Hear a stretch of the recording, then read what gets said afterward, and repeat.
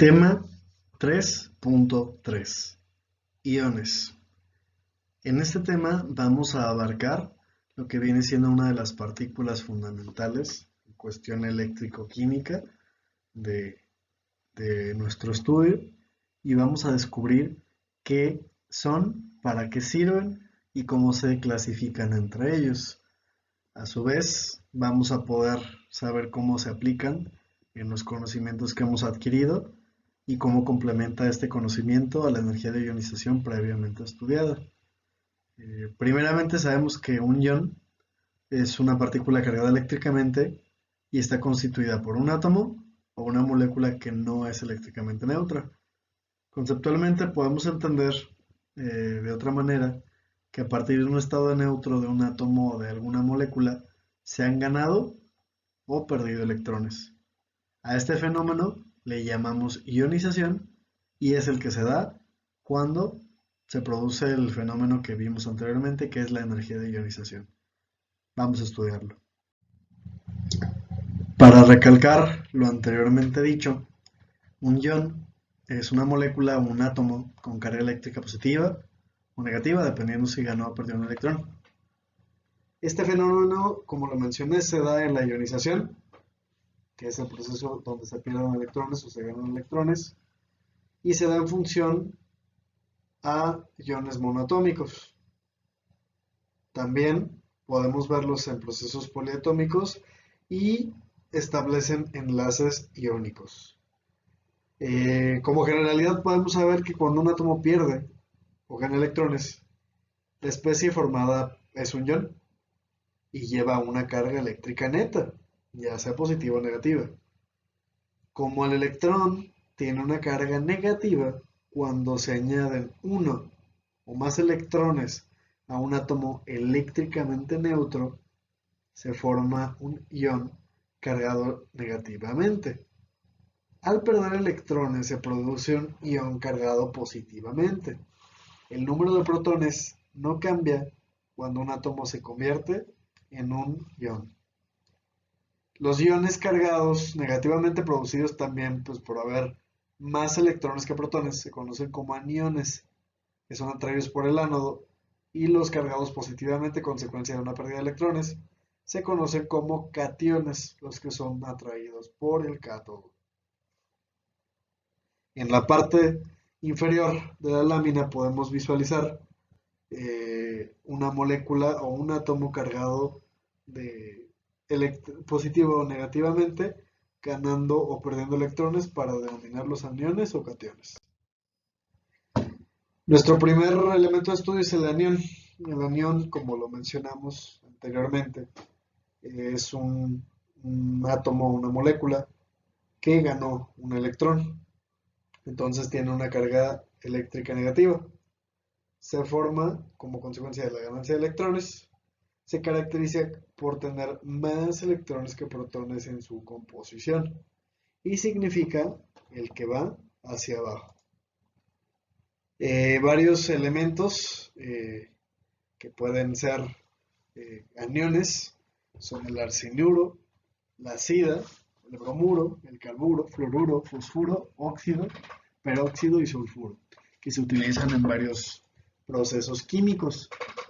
Los cationes se pueden describir también como con un estado de oxidación positivo. En términos químicos, un átomo neutro pierde uno o más electrones en su dotación original en el proceso de ionización. Por ejemplo, las sales típicamente se encuentran formadas por cationes y aniones, aunque el enlace nunca es puramente iónico, siempre hay una contribución covalente. Todos los cationes se encuentran presentes en el organismo, en elementos conocidos como el sodio, el potasio, en forma de sales ionizadas, por lo cual son muy importantes de estudiar.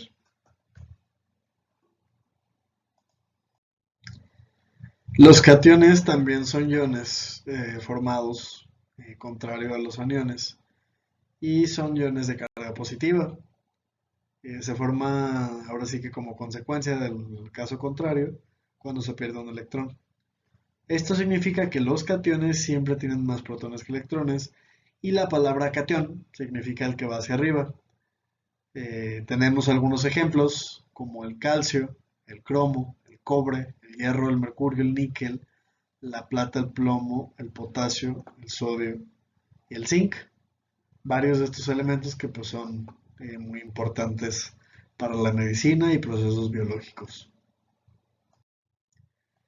¿Cómo se forman los iones? A diferencia, por ejemplo, de los enlaces covalentes en los que los pares de electrones se componen entre los átomos, un enlace iónico se forma cuando dos iones con cargas opuestas se atraen entre sí.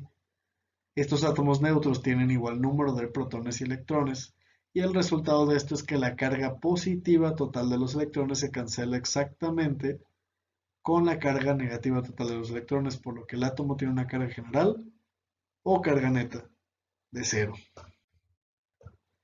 Sin embargo, si un átomo gana o pierde electrones, se rompe el equilibrio entre protones y electrones, y el átomo se convierte en un ion, una especie con carga neta.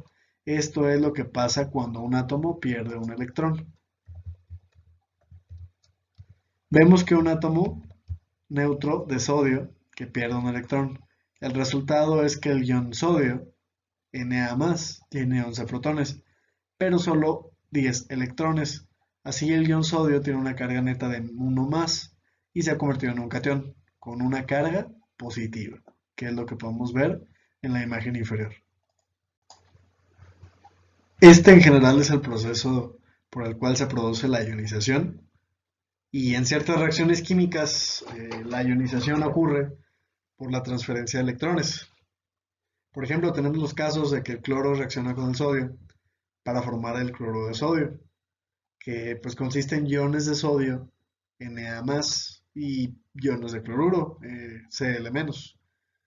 La condición para que se formen los iones en este tipo de reacciones químicas suele ser una fuerte diferencia en una de las propiedades físicas que varían en función de la tabla periódica que ya visualizamos, que es la electronegatividad. Entre estos elementos que reaccionan o por efectos de resonancia que estabilizan la carga. Además, la ionización también se favorece mucho de medios polares que consiguen establecer los iones. Así, por ejemplo, el caso del pentafluoruro de fósforo tiene forma de molecular no iónica en medios poco polares como el tolueno o disocia en iones disolventes polares como el nitrobenceno. También, bueno, la presencia de ácidos de Lewis como los haluros de aluminio o el trifluoruro de boro puede favorecer la ionización debido a la formación de complejos estables como el IC4 y la adición de tricloruro de aluminio a una disolución de cloruro de tritil, que es un compuesto orgánico, resulta en la formación de tetracloruro de tritilio, una sustancia que es iónica, y la adición de cloruro al tetraclorociclopropeno, un líquido orgánico que es volátil, proporciona el tecloaluminato de teclorocipropileno como un sólido incoloro. A este proceso pues se le suman varios electrones compuestos por menos cargas negativas al núcleo del primer átomo consecutivo y es un ejemplo de cómo es aplicable a procesos ya industriales, orgánicos y de más trascendencia que los que se estudian en la química convencional. En función a esto, en la fase final, vemos como el proceso opuesto de lo que observamos con el átomo de sodio. Aquí el átomo de cloro está ganando un electrón. El resultado es el ion cloruro, que se acaba de formar, tiene 18 protones y 18 electrones. Puesto que los electrones llevan una carga de -1, la carga neta del ion cloruro es electrón adicional, es -1 y se convierte en un anión o un anión con carga negativa, contrario a lo que vimos en el ejemplo anterior. Cuando estos átomos ganan uno, neutros ganan uno o más electrones para formar aniones, generalmente se les nombra con el sufijo uro para su clasificación.